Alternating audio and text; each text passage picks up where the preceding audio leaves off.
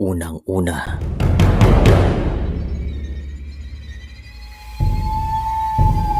ang ilan sa mga Pilipino ay mahilig sa mga kwentong kababalagan at mayroon akong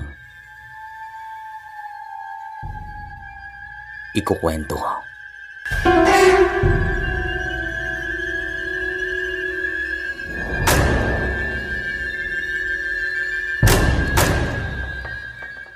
Magandang araw po sa inyo.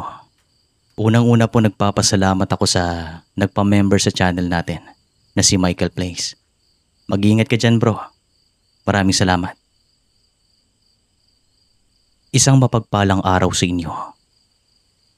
Itong karanasang ito ay nangyari sa mismong bahay namin. Talagang binulabog kami noon. Maraming salamat po sa ibibigay niyong oras. Palagi kami nakikinig dito, lalo na tuwing hapon. Kapag kami nagkakape, sisimulan ko na pong kwento.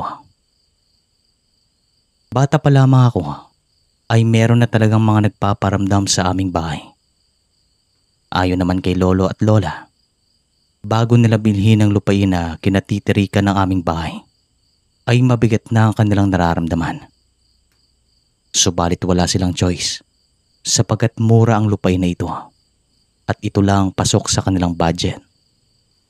Nung una sabi ni lolo ay hindi naman daw sila kayang sakta ng hindi nila nakikita.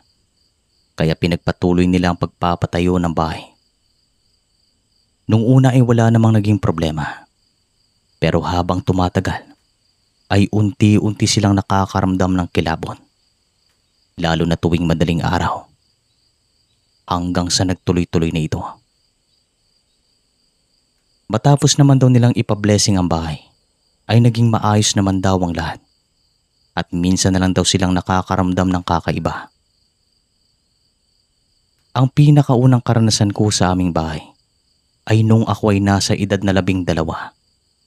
At tandang-tanda ko pa ang mga pangyayari.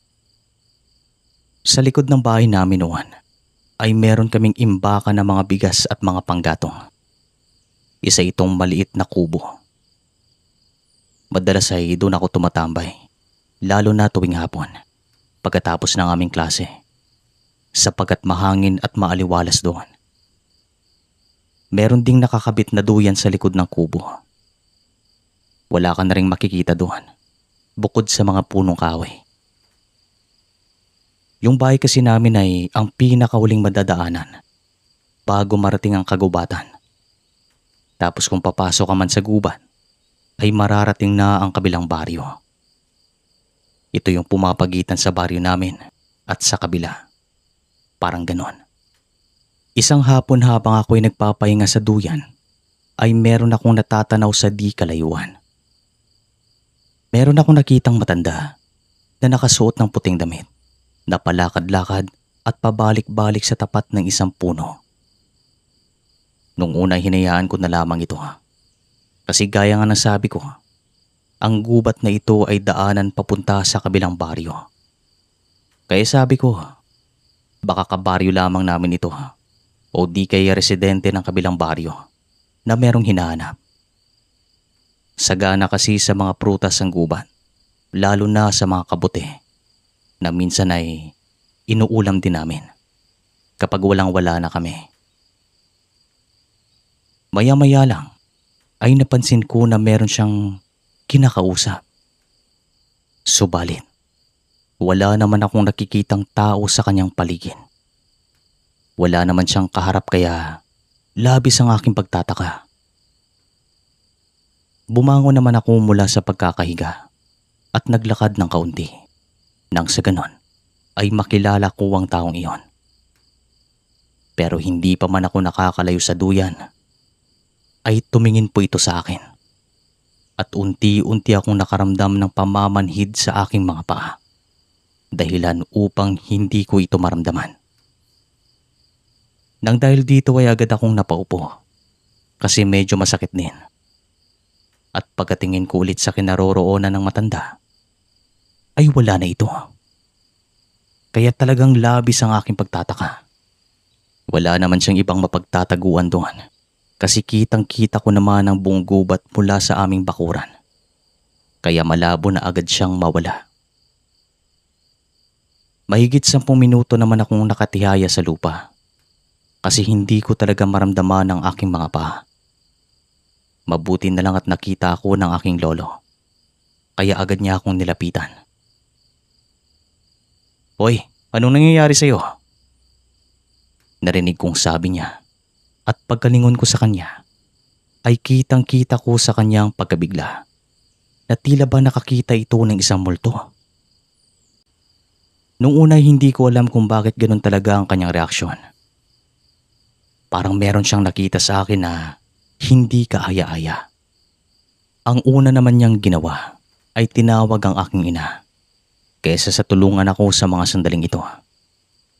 At sa pagdating ni nanay ay nagulat din ito nung nakita niya ako. Pero naglakas loob itong lapitan ako. Agad niya akong binuhat at dinala sa loob ng bahay. Dito ay unti-unti ko nang naigalaw ang aking mga paa. At nang tanungin ko sila kung bakit ganun talaga ang kanilang reaksyon, ang sabi ni lolo, parang isa daw akong malamig na bangkay nung nakita niya ako. Maputla ang aking mga balat at halos wala ng dugong dumadaloy. Ganun daw ang aking itsura nung nakita niya ako. Kaya kinilabutan ito at nagulat. Alam din niya na merong nagaganap na kababalagan sa akin kasi mabigat daw ang kanyang nararamdaman. Kinuwento ko naman sa kanilang tungkol sa nakita kong matanda sa loob ng gubat. At sabi ng aking lolo, ilang beses na daw niya itong nakita. Magmula pa nung tumira sila doon ni lola. Pero nagkikibit balikat na lamang ito at nawawala din naman daw ang matanda. Nung unang kita daw niya dito ay noong 30 anyos pa lamang siya. At sa mga panahong ito ay 70 anyos na si lolo. 4 na dekada nang lumipas pero matanda pa rin ang aking nakita. Kaya sabi ni lolo, mas matanda pa yun sa kahit na sino mang nakatira sa aming baryo. Para naman makasigurado, Sir Chris, ay napagpasya ni nanay at lolo na dalhin ako sa isang albularyo. Kaya bandang 6:00 ay pumunta na kami doon. Itong albularyong ito ay mas matanda rin kay lolo. Siguro nasa 80 anyos pataas at sa mga panahong ito ay doon siya lumaki sa kabilang baryo. Ayon naman po sa albularyong ito na tawagin natin sa pangalang Mang Ramon, ay minsan nang naligaw doon sa gubat ang kanyang tatay na isa rin namang albularyo noon. Ayon daw sa tatay niya, isang baryo ang kanyang nakita doon sa loob mismo ng gubat habang siya ay naglalakad. Labis naman daw ang kanyang pagtataka kasi wala talagang mga bahay o baryo doon sa loob. Kasi araw-araw din naman daw siyang pumupunta doon. Tinitigan lang daw ito ng mga tao doon pero hindi naman siya inaano. Nagpatuloy lang daw ito sa kanyang paglalakad kasi alam rin niyang nasa ibang lugar na ito. Alam din niya na hindi mababait ang mga nakatira doon kasi nakakaramdam ito ng mabigat.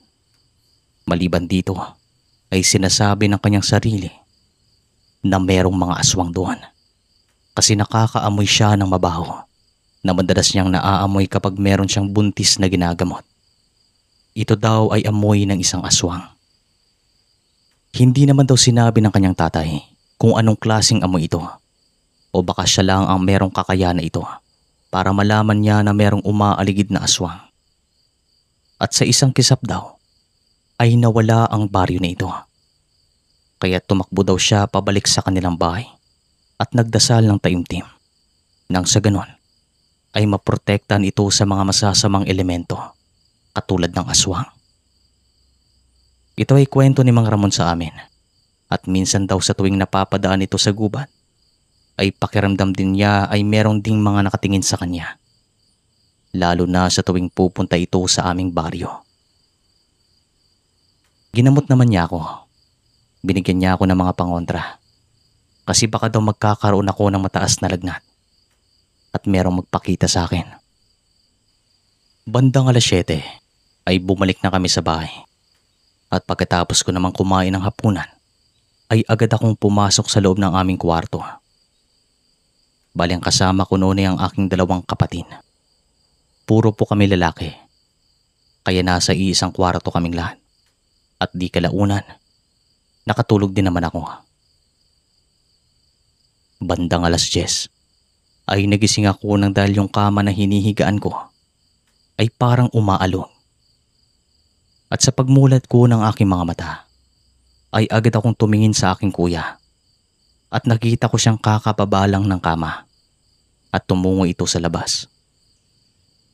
Yung bunso naman namin ay nasa sahig at wala na rin doon.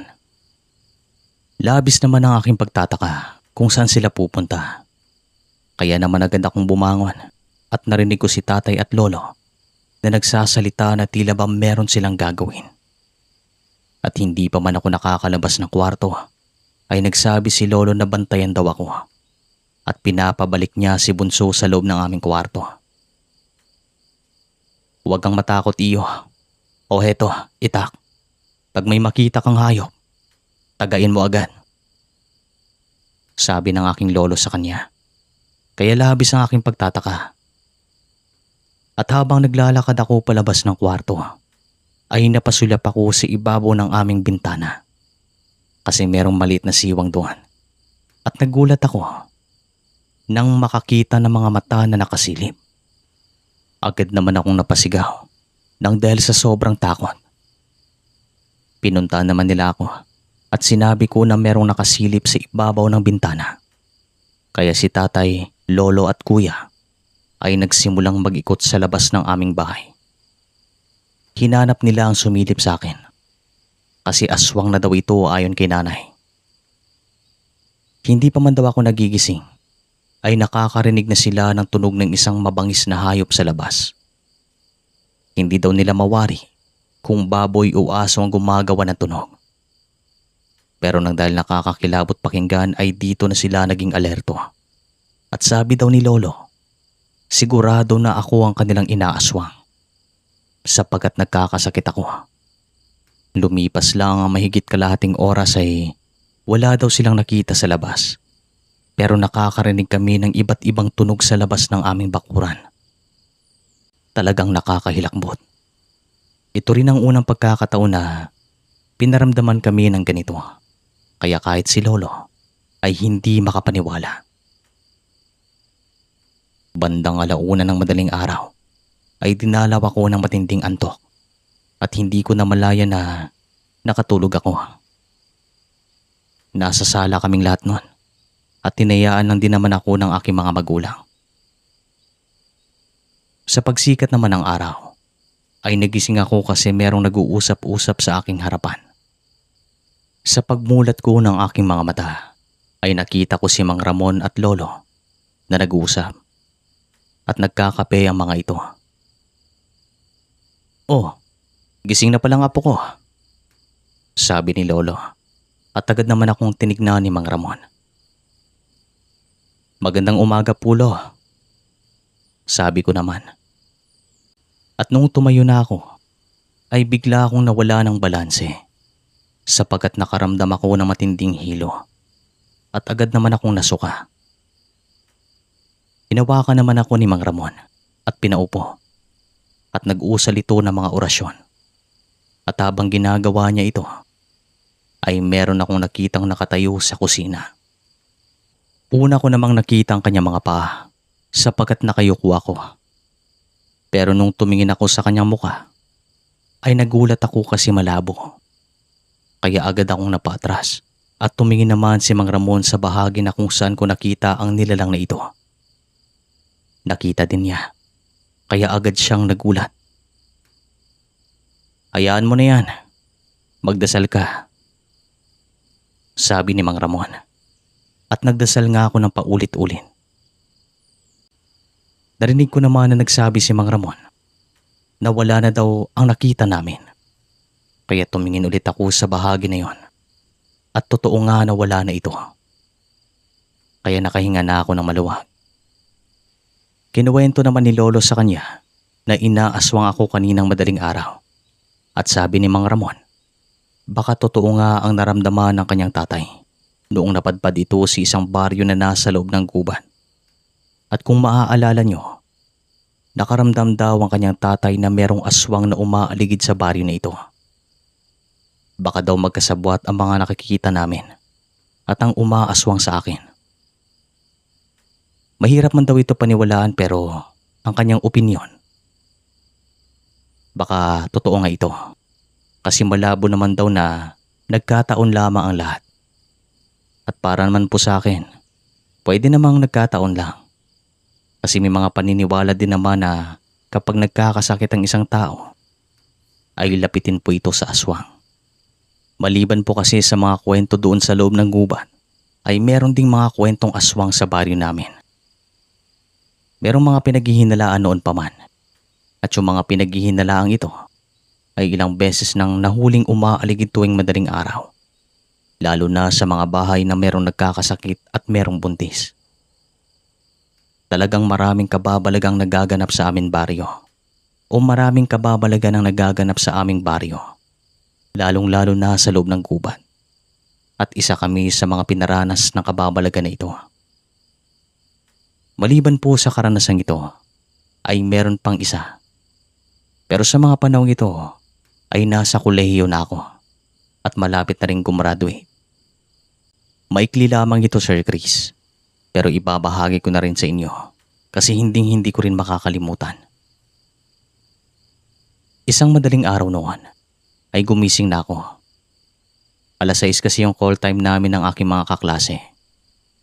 Meron kasi kaming gagawin sa araw nito na mayroong kaugnayan sa isang subject namin. Agad akong tumungo sa likod ng aming bahay para kumuha ng tubig kasi maliligo na ako. At sa pagdating ko doon ay nakaamoy ako ng mabango. Parang mamahalin na pabango. Kaya hindi ko mapigilan ng suminghot-singhot. Nagtataka naman ako kung saan po ito galing. Kasi wala naman kaming pabango ng ganito. Gaya nga nasabi ko kanina, wala na kami mga kapitbahay kasi kami yung pinakahuling bahay na madadaanan bago marating ang gubat. Hanggang sa nagsabi ako na baka merong nagpaparamdam sa akin. Kaya nagkibit balikat na lamang ako at kumuha ng isang timbang tubig. At nung papasok na sana ako sa loob ng bahay, ay meron akong narinig na mga yapak sa aking likuran na tila ba merong dumaan kaya agad akong napalingon.